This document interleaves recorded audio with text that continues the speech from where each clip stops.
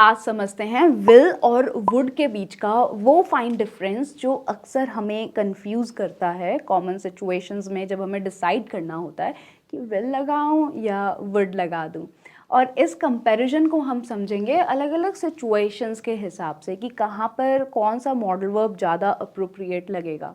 जैसे पहला आपका सेंटेंस कहता है will you please pass me the water bottle, और सेकंड सेंटेंस कहता है would you please pass me the water bottle. देखो वैसे दोनों ही सही हैं, पर फ़र्क क्या है? Will you please pass me the water bottle थोड़ा सा स्ट्रेट फॉरवर्ड है कि पानी की बॉटल पास कर दोगे क्या, ठीक है।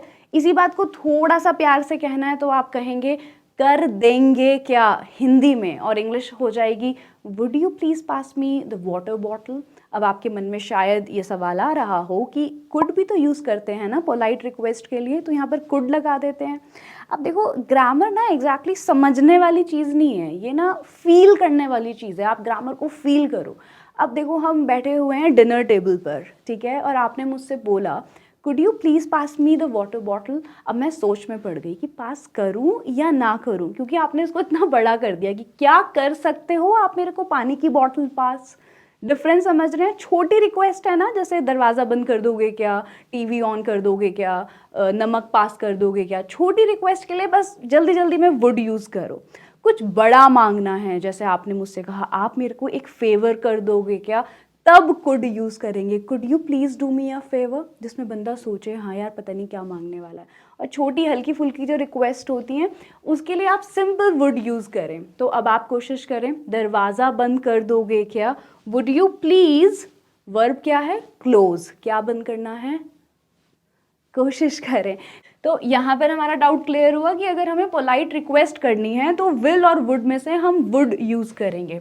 अब अगर आपसे क्वेश्चन पूछा जाए कि मुझे कहना है किसी को कि क्या तुम प्लीज़ चुप हो जाओगे, तो मैं क्या यूज़ करूँ, विल या वुड? वुड ना, क्योंकि वुड पढ़ रहे हैं। ऐसा नहीं है। देखिए आप जब किसी को ये बात कहेंगे कि चुप हो जाओगे क्या, तो यहाँ पर आप थोड़ा गुस्से में हो और आप स्ट्रेट फॉरवर्ड टोन में कहोगे। तो यहाँ पर would you please be quiet ना कहकर कहें will you be please quiet. Be मतलब चुप हो जाओगे क्या, हो की वजह से आपने यूज़ किया है बी। ये रहा sentence, will you please be quite, will you please be quite. और अगर प्यार से बोलना है कि भाई प्लीज़ चुप हो जाओगे क्या, थोड़ा सा डर लग रहा है आपको कि लड़ाई झगड़ा नहीं करना, तो आप कहें would you please be quite. तो क्या यूज़ करना है वो आपको ग्रामर की बुक नहीं बता सकती। ग्रामर की बुक आपको कहेगी पोलाइट रिक्वेस्ट के लिए विल यूज़ करो, वुड यूज़ करो, कुड यूज़ करो। फिर मैं आपको कह रही हूँ अगर आप ग्रामर को फील करके यूज़ करोगे ना तो हमेशा सही फीलिंग के साथ सही मॉडल वर्ब आप यूज़ कर पाएंगे। चलिए नेक्स्ट उस पर आते हैं स्लाइड पर और देखते हैं कि नेक्स्ट स्लाइड क्या कहती है। I wish you will come to meet me more often. Main topic पर आने से पहले मोर ऑफन के ऊपर थोड़ी सी चर्चा करते हैं।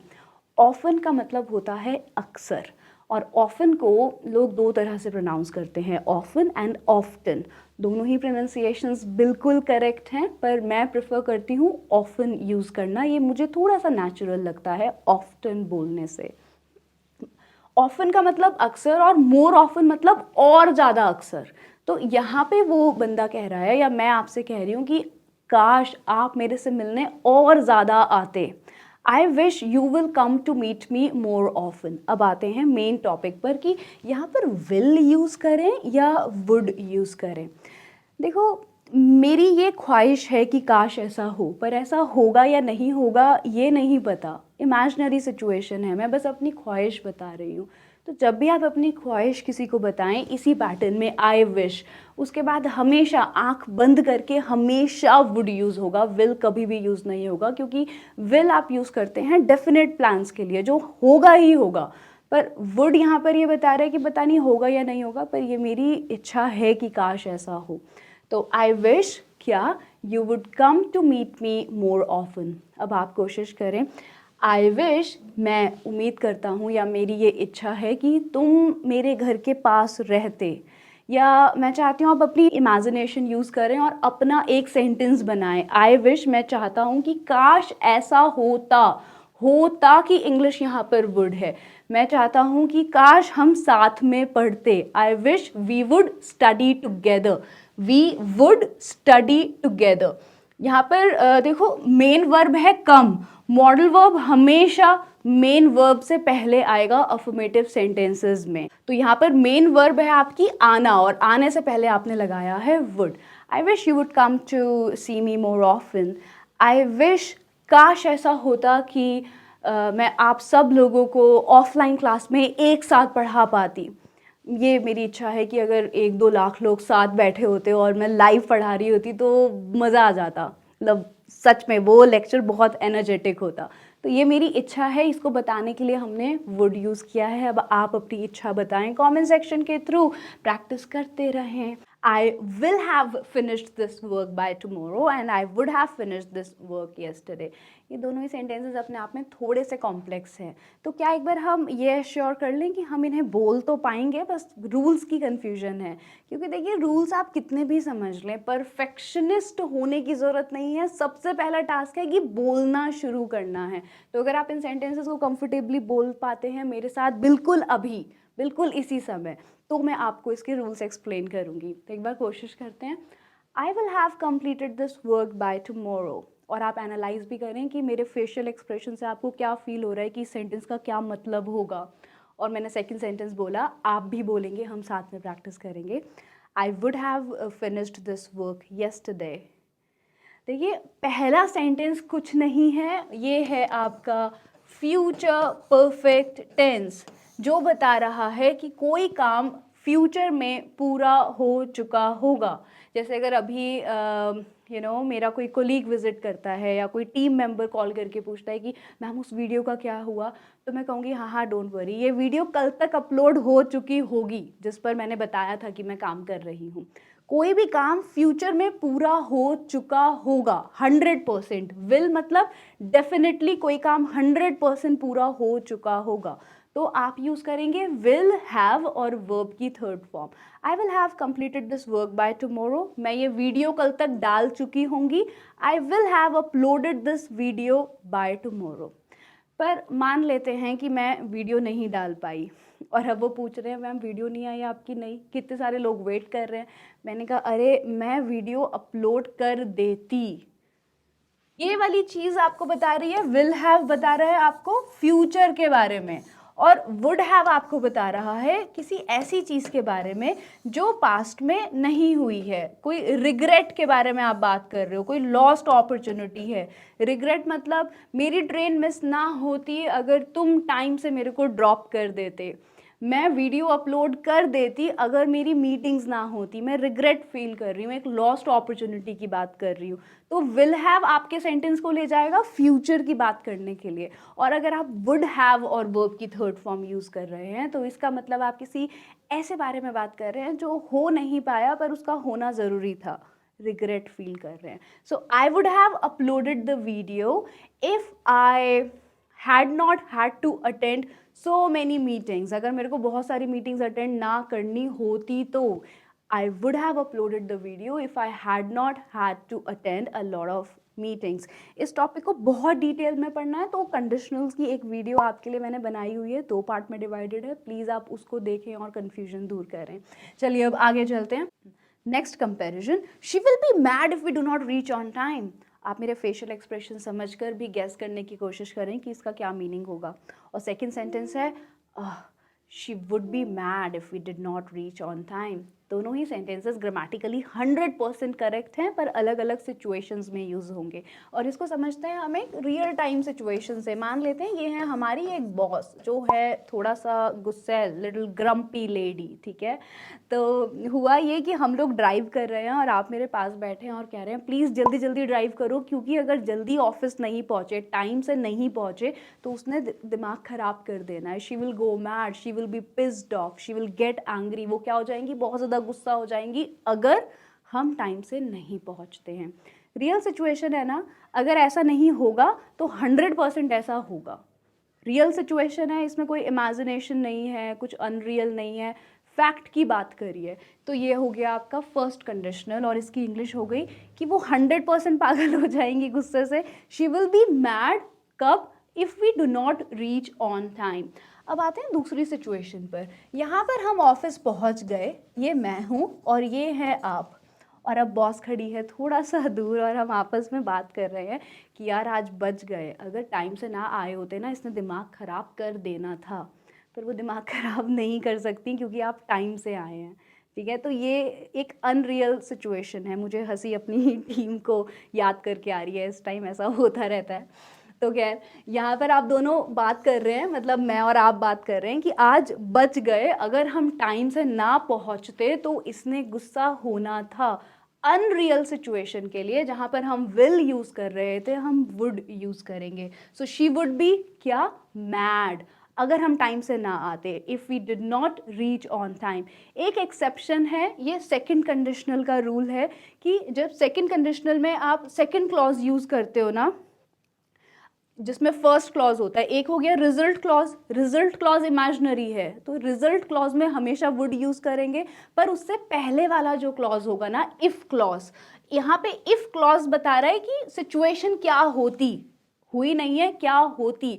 तो इस क्लॉज में आप हमेशा second form of verb, simple past tense, were या कुड इस तरह से यूज़ करते हैं। डिटेल में जानना है तो आपके पास ऑलरेडी वीडियो है, पर आई होप ये डाउट अभी तक क्लियर है आपका। तो she would be mad if we did not reach on time. Present time में हम पहुंच गए हैं, अनरियल सिचुएशन के बारे में बात कर रहे हैं, तो वुड और डिड नॉट यूज़ करेंगे इफ़ क्लॉज में, रिजल्ट क्लॉज में वुड। और अगर है रियल टाइम सिचुएशन, फ्यूचर की बात कर रहे हैं, तो आप कहेंगे if we do not reach on time she will go mad, she will be pissed off. एक और सेंटेंस देखते हैं इमेजिनरी सिचुएशन का। देखिए, I will move to Japan, आपने मुझे अपना फ्यूचर प्लान बताया कि मैं जापान शिफ्ट होने वाला हूँ, वहीं पे रहूँगा, I will move to Japan. अब दूसरा सिचुएशन देखो, आप कह रहे हो कि मैं जापान चला जाता, अभी मैं जापान चला जाता अगर मुझे जापानीज़ बोलनी आती होती तो। अनरियल सिचुएशन है ना, इमेजिनरी है ना, हम बस खड़े हुए बात कर रहे हैं, आपने मेरे को बोला कि मेरे पास ना एक बहुत अच्छी जॉब अपॉर्चुनिटी आई है जापान से and these guys are really paying so high, but unfortunately I can not grab this opportunity, why, because you do not know Japanese. तो आप क्या कह रहे हो, चला जाता अगर जापानीज़ आती होती तो, चला जाता, गए नहीं हो, जाओगे भी नहीं, बस ऐसे ही बात कर रहे हैं कि चला जाता। इसीलिए हमने यहाँ पे यूज़ किया है simple would, I would move to Japan. ये है रिजल्ट, रिजल्ट क्या है कि आप जापान चले जाते। और इफ़ क्लॉज क्या है, यार ये पेन ना मुझे नया लाना है, I will get a new pen, it doesn't work actually. If clause में आप क्या कह रहे हो, अगर जापानीज़ आती, अब क्योंकि आती नहीं है इसीलिए वर्ब की सेकंड फॉर्म यूज़ करी है। सो I would move to Japan if I spoke Japanese। थोड़ा सा कॉम्प्लेक्स सेंटेंस है पर ध्यान से समझो, जो काम होने नहीं वाला उसके होने की पॉसिबिलिटीज़ बहुत कम है।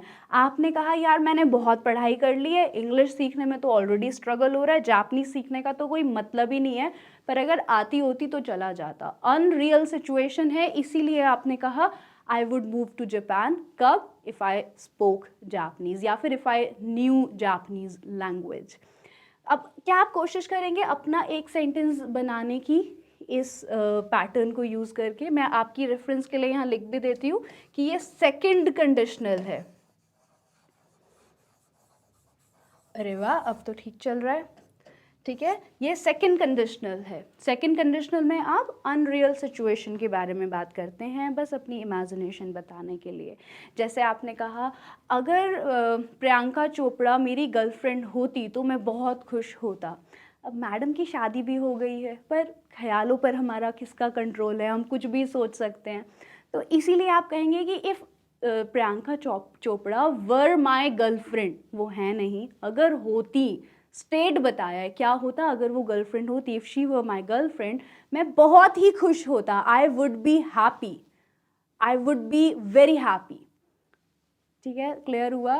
कोई चीज़ जिसका कोई रियलिटी से कोई दूर दूर तक रिश्ता नाता नहीं है, वो है वुड और सेकंड फॉर्म ऑफ वर्ब अगर पूरा सेंटेंस बनाना है। क्योंकि अगर आप आधा सेंटेंस बनाओगे ना तो वो थोड़ा इनकम्प्लीट लगेगा। जैसे आपने कहा I would move to Japan, अब पता नहीं चल रहा कब, तो ये सेंटेंस अपने आप में आधा है। अगर वुड से सेंटेंस होगा कंडीशन में तो उसका सेकंड क्लॉज लगाना ज़रूरी है, वरना इन्फॉर्मेशन आधी रहेगी। Future arrangements. तो ये सेंटेंस बहुत इंटरेस्टिंग है। देखिए कई बार ना आप कोई अपॉइंटमेंट शेड्यूल करते हैं और आपको दूसरे से पूछना होता है कि भाई आप फ्राइडे को फ्री हैं क्या, आप फ्राइडे को 3 बजे फ्री हैं क्या, वो टाइम सही रहेगा क्या। तो जब आप फ्यूचर में ऐसे कोई मीटिंग शेड्यूल करते हैं तो उसको जब आप दूसरे से पूछ रहे हैं कि क्या ये ठीक रहेगा, तो आप विल ना यूज़ करके हमेशा वुड यूज़ करना प्रेफर करें। और ये सेंटेंस अपने आप में बहुत इंटरेस्टिंग है, आप इसका स्क्रीनशॉट ले लें जिसको आप कभी बाद में नहीं देखेंगे। इससे अच्छा है कि एक नोटबुक लाएं और उसमें इस सेंटेंस को लिखें और उस नोटबुक को रोज़ सोने से पहले रीड करने की आदत डालें। इस स्पोकन इंग्लिश कोर्स में आई थिंक मैंने अभी तक 2000 से ज़्यादा सेंटेंसेस आपको पढ़ा दिए होंगे। अगर आप उन सेंटेंसेस को रोज़ ऑन एंड ऑफ जब भी टाइम मिलता है रीडिंग प्रैक्टिस और स्पीकिंग प्रैक्टिस करेंगे तो खुद से ही लैंग्वेज बहुत अच्छी हो जाएगी। तो ये बिजनेस इंग्लिश में यूज़ होगा। वुड फ्राइडे किस समय, at 3 PM work for you. Are you available on are you available at 3 PM on Friday, ये भी ठीक है। ज़्यादा सही कौन सा लग रहा है, आप उनसे पूछ रहे हैं कि भाई आप अवेलेबल हैं या नहीं हैं। आप अपना कोई अपना मर्जी उन पर इम्पोज नहीं कर रहे हैं, आप पूछना चाहते हैं कि क्या आप अवेलेबल होंगे। तो फ्यूचर में कोई चीज़ अरेंज करनी है, कोई मीटिंग शेड्यूल करनी है और आप दूसरे से पूछना चाहते हैं कि क्या आप अवेलेबल होंगे, तो आप कहेंगे would you be available. Will say बेहतर लगेगा वुड यू बी अवेलेबल। पर ये सेंटेंस मैं आपको देना चाहती थी इस वीडियो के थ्रू, तो आप प्लीज़ इसको लिख लें। किसी से मीटिंग फिक्स करनी है तो आप कहेंगे वुड फ्राइडे, समय से पहले हमेशा एट आता है, so would Friday at 3 PM work for you. Would Friday at 3 PM work for you. समय नहीं बताना तो सिंपल फ्राइडे चलेगा आपके लिए। अगर हम मीटिंग फ्राइडे करें तो क्या ठीक रहेगा, so would Friday be okay for you, would Friday work for you, would Friday be all right for you, would Friday work for you. सबसे नेचुरल लग रहा है, आप यही यूज़ करें। Future in the past, I knew he will not answer your call. मुझे पता था कि वो तुम्हारा कॉल आंसर नहीं करेगा। ये सेंटेंस ग्रामेटिकली बिल्कुल गलत है, इसका कोई मीनिंग नहीं है क्योंकि यहाँ पे पास्ट आ गया है। पास्ट में कोई बात पता थी फ्यूचर के बारे में तो वुड आएगा। आई knew he would not answer your call. Next exactly comparison नहीं है पर वुड का एक यूज़ है। देखिए आप जब अपने पास टाइम की हैबिट्स के बारे में बात करते हैं ना कि मैं ये किया करता था, मैं नानी के घर जाया करता था, या मैं इस जगह पर अक्सर आया करता था, तो ये जो पास्ट रिपीटेड एक्शंस हैं इसको बताने के लिए भी हम वुड यूज़ करते हैं। काफ़ी सारे लोगों को ये रूल नहीं पता होता, तो आप इसको अक्सर पाएंगे न्यूज़पेपर्स में, मैगजीन्स में आर्टिकल्स रीड करते टाइम। अगर कोई सेलिब्रिटी बता रहा है ना अपने पास्ट के बारे में कि पहले मैं ये किया करता था, फिर ऐसा हुआ करता था, तो पास्ट टाइम की रिपीटेड एक्शंस के बारे में बात करने के लिए आप हमेशा सब्जेक्ट के ठीक बाद वुड लगा सकते हैं। तो मैंने आपको एक सेंटेंस बताया कि ये एक देहरादून में बहुत ही सुंदर सी है मचान और हम लोग वहाँ पर बैठे हैं अभी इस टाइम पर, और मैं अपनी मेमोरीज़ को रिफ़्रेश करते हुए आपको बता रही हूँ कि जब मैं कॉलेज में थी तो मैं अक्सर इस मचान में आया करती थी। So back in college I would often, often मतलब फिर से अक्सर, I would often come to, क्यों आया है ऐसे डायरेक्शन के लिए, डेस्टिनेशन के लिए, कि I would often come to this place. So back in college I would often come to this place. अब आप बताएं, जब मैं छोटा था तो अक्सर नानी के घर जाया करता था। अगर आपने इस पूरी वीडियो को बाखूबी झेल कर डाइजेस्ट कर लिया है, heads off to you guys. But before we wrap up, let me give you a quick walkthrough of what all topics we have covered in our free spoken English course so far. Because what happens every now and then, I receive comments and messages that ma'am please do a video on this, on that. However, I have already created a lot of videos on the similar sort of topics. So guys, ऐसा मैंने बोला ना, जैसे I would like to give you a walk through, मतलब मैं आपको ऐसे चला कर दिखा कर आना चाहती हूँ, ऐसे वॉक करते करते कि ये कवर कर लिया है देख लो, उसका मीनिंग ये होता है। So well what we have covered so far are tenses, conditionals, active passive, difference between suppose and supposed to, uses of let, uses of get. Besides this, we have covered numerous English expressions, set ready-made English sentences, phrases, a lot of motivation, and we have learned some golden tips to master English as a language. इसके अलावा if you feel any topic is yet not covered, please feel free to mention it in the comment section, and I would love to do a video on those topics for you. All right guys, I love you so much. Thank you very much for being with me till the end. I'll meet you in the next video very soon. Until then, keep practicing, keep learning. The world belongs to you.